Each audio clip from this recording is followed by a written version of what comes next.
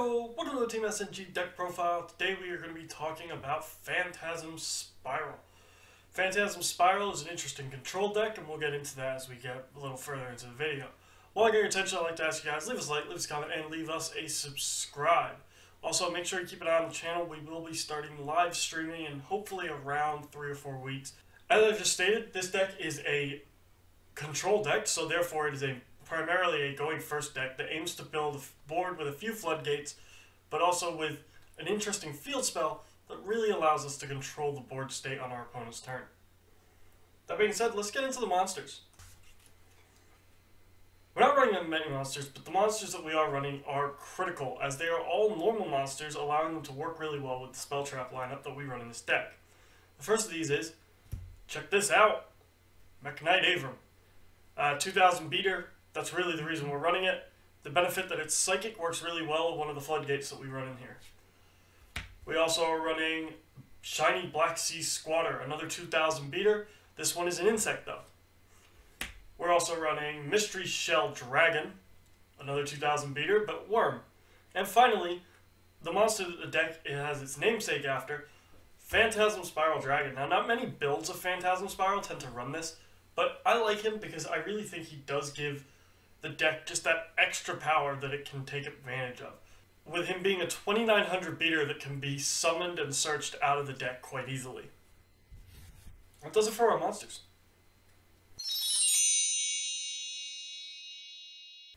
On to our spells. Now, we are running a more robust spell package than other builds that I've seen, and the reason for that is literally because we are running the big boss monster in Phantasm Spiral Dragon, but also, this deck has a hard time going second. However, if you have a few more spells, you're more likely able to go second. So first and foremost, we run 3 copies of Pacifist the Phantasm City. This card is the deck's main field spell. And what it does is if your opponent activates an effect, it produces a 2000 attack, 2000 defense token. Also, if you normal or special summon exactly one normal monster, you can actually search out a phantasm spell or trap from your deck, meaning that it will let you search the spell trap lineup that helps protect them while generating you a token. So the way that this works is your opponent will activate a card, you'll activate this, special summon a token, and then you will search your deck for one of your phantasm spell traps. If your opponent removes your token, but then activates another effect, this will produce another token, as the only requirement is that you don't currently control a token. So this will keep generating you tokens until your opponent removes it from the field. Now we also run the equipped spells that come with the Phantasm Spiral archetype. First of being Phantasm Spiral Grip. Phantasm Spiral Grip will grant a normal monster it's equipped to 500 additional attack points. That's not a massive boost, but it's kind of nice. If the monster that this is equipped to destroys an opponent's monster, you get to special summon a Phantasm Spiral Dragon directly from your deck, hand, or graveyard, meaning that it continually gets the biggest boss monster the deck's got access to out on the field. Then, it equips itself to him, making him even bigger, putting him up to 3400 attack. Phantasm Spiral Crash grants your monster piercing damage. This time when the equipped monster inflicts damage to your opponent, you can special summon a Phantasm Spiral Dragon from your hand, deck, or grave. And also, much like Phantasm Spiral Grip, once it special summons your Phantasm Spiral Dragon to the field, it will equip itself to him. Finally, we run 2 copies of Phantasm Spiral Wave. This is the best of the equipped spells in my opinion, simply because what this does is it protects your normal monster from being destroyed by battle once per turn. If you equip this to any of your monsters on your field, you can protect them from battle once per turn. If they are still there at the end of the damage step, this will do exactly what Phantasm Spiral Crash and Grip does, in that it will summon Phantasm Spiral Dragon from the deck and then equip itself to him. That does it for our Phantasm Spiral spells. Now for some more consistency boosting cards. The first of these is, well, this archetype is solely based on its field spell, so terraforming, gotta have that. Next, sometimes you need to get a little deeper into your deck, so 3 copies of Pot of Desires. Just another one of those cards that really, just helps boost the consistency, because it does let you dig a little deeper into your deck and hopefully get you to some more floodgates, or to your field spell if you haven't already seen it. And then this is more of a tech choice, but I really like this as an option. Heavenly Dragon Circle. What this card will let you do is it'll let you tribute a worm monster, which the token that Pacifist the Phantasm City will produce is worm, or your Mystery Shell Dragon, being worm as well. It'll let you tribute them to search a worm from your deck to your hand, which would let you search out your Phantasm Spiral Dragon. But if the monster tributed is a non-effect monster, which it always will be in the case of this deck, it'll let you special summon them directly from the deck, which is really useful because, again, it's another way of getting a big 2,900 beater on the board that's protected pretty well by your spell trap lineup.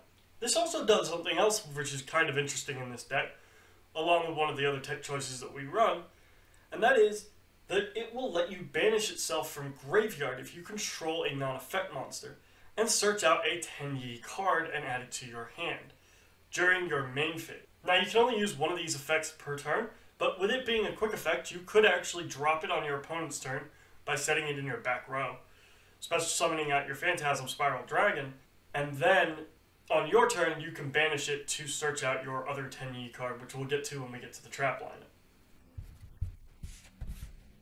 Now for a little added power boost that the deck can definitely utilize, we run 3 copies of Heatwave.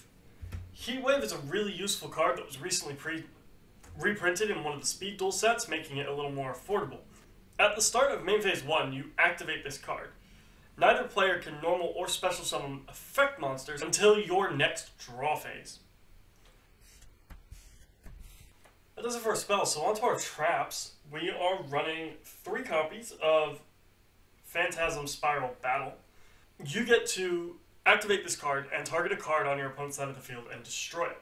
If you have Yumi on the field, this acts as a hand trap, and Pacifist Phantasm City is always counted as Yumi, meaning that while it's on the field, you can activate this card from your hand, dropping it as a hand trap to destroy something on your opponent's side of the field.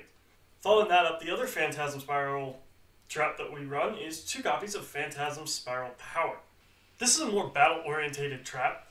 Much like Phantasm Spiral Battle, you can activate this from your hand if you have Yumi on the field, but it can only be activated if you control a normal monster.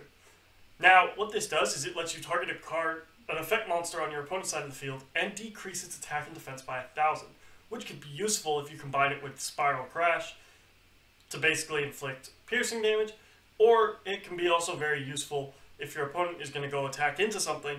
You can activate this to just sort of lower their monster's attack. Since we are so heavily dependent on the field spell, we are running 1 extra copy, not only with our terraforming, but also 1 with our Metaverse. Metaverse, being able to activate it directly from the deck, can be extremely useful, as it can make your Phantasm Spiral Battle or your Phantasm Spiral Power more effective, as your opponent doesn't even necessarily see them coming because the field spell's not sitting on the field. Now, along with that, we want to make sure that our Phantasm Spiral City is protected. And so, we run 3 copies of Sea Stealth Attack. Now, this is a really typical thing to be running in this deck. When this card is activated, you can activate a Yumi from your hand or graveyard, meaning if your opponent has managed to get rid of your Phantasm Spiral City, you can activate this to get it back on the field. Also, you can tribute a water monster you control until the end phase, and that will make it so that all spells and traps on your side of the field can't be destroyed, meaning it can continually protect your Phantasm Spiral City by tributing off the token that it produces. Finally, at the start of the damage step, if your water monster whose original level is 5 or higher battles an opponent's monster, you can destroy that opponent's monster.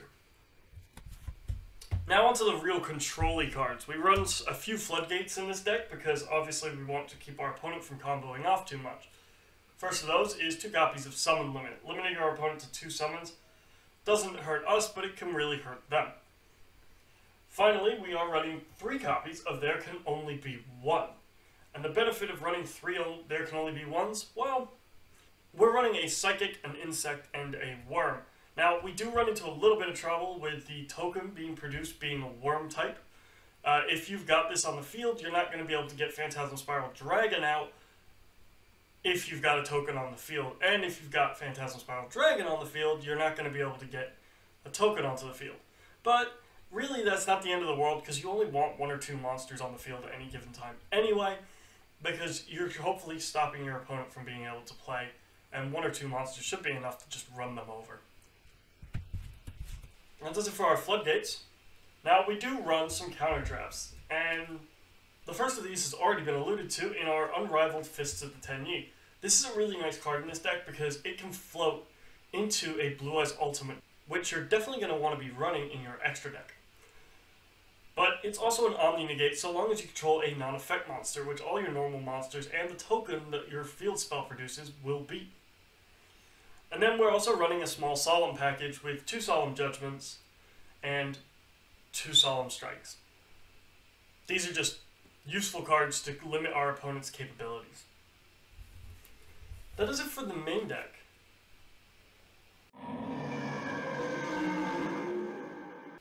Now, with the extra deck, it is totally up to you what you put in here. This deck really doesn't rely on its extra deck, and you can definitely trade out Pot of Desires for Pot of Extravagance if that's within your budget. But 2 cards I would highly recommend are your Blue Eyes Ultimate, just because it works really well with Fists of the Unrivaled Tenyi, and Berserker of the Tenyi, because both of these being non-effect monsters in the extra deck that are giant beat sticks that you can just drop on the field can be really useful.